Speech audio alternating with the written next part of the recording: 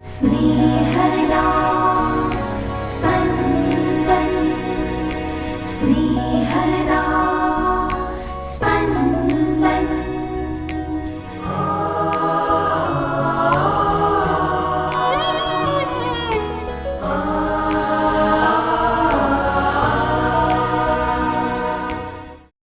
તપઋતુના પહેલા અઠવાડિયાનું બુધવાર. દિવસે ને દિવસે આપણી શ્રદ્ધામાં દ્રઢ બનતા જઈએ તે માટે ખાસ પ્રભુ પાસે કૃપાયા છીએ. સાંભળીએ સંત લુકકૃત શુભ સંદેશના 11મા અધ્યાયના વચનો 29-32. લોકોના ટોળા ઈસુની આસપાસ ઉભરાતા હતા ત્યાં તેમણે બોલવા માંડ્યું, આ પેઢીના લોકો દુષ્ટ છે. એ લોકો પરચો જોવા માંગે છે, પણ એમને યોનાના પરચા સિવાય બીજો કોઈ પરચો દેખાડવામાં નહીં આવે.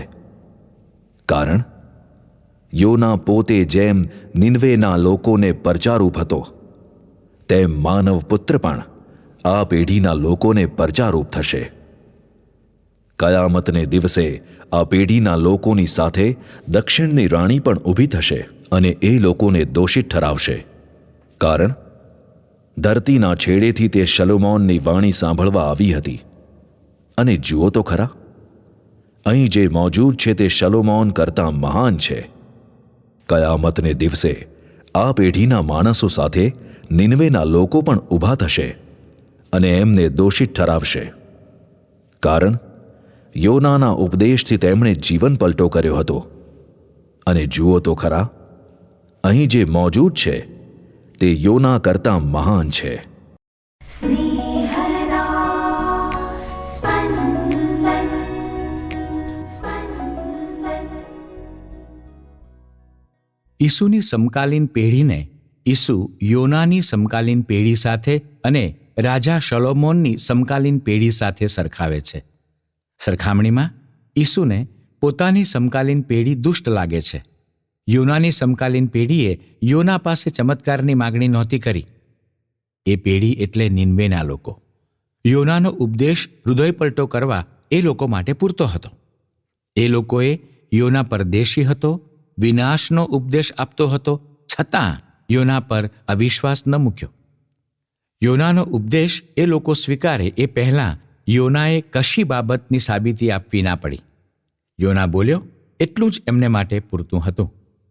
રાજા શલોમોનની સમકાલીન દક્ષિણની રાણી પણ શલોમોન પાસે જઈ પરચો માગતી નથી. શલોમોન જ્ઞાની છે એવું સાંભળી શલોમોનને મળવા આવી પહોંચી છે. ઈસુ કહે છે કે તેઓ યોના કરતાં, શલોમોન કરતાં અનેક ગણા મહાન છે. છતાં ઈસુના સમકાલીન લોકો ઈસુમાં શ્રદ્ધા મૂકતા નથી.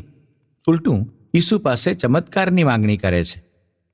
ક્યારેક આપણે પણ ઈસુની સમકાલીન પેઢીના લોકો જેવા થઈ જઈએ છીએ. આપણે વિજ્ઞાનમાં વધુ વિશ્વાસ મૂકીએ છીએ, કોઈકે કરેલી આગાહીને વધુ મહત્વ આપીએ છીએ, કોઈ વ્યક્તિને વધુ મહત્વ આપીએ છીએ. ઈસુ સર્વસમર્થ છે. ઈસુ સઘળું કંઈ કરી શકે એમ છે. વિજ્ઞાને કોઈક રોગને જીવલેણ કરી દીધો એટલે હવે એ રોગ નહીં જ મટે એવું આપણે માની બેસીએ છીએ. કોઈકે કશીક આગાહી કરી છે એમાં વધુ પડતું માનીએ છીએ. એમાં અંધશ્રદ્ધા આવી જાય છે. ક્યારેક કોઈક વ્યક્તિ બતાવે છે કે ફલાણા ભાઈ કે ફલાણી બહેનને કારણે તમારા ઘર પર આફત આવી પડી છે, તો આપણે સ્વીકારી લઈએ છીએ. વિજ્ઞાન, આગાહી કે વ્યક્તિ કરતાં ઈસુ અનેક ગણા મહાન છે.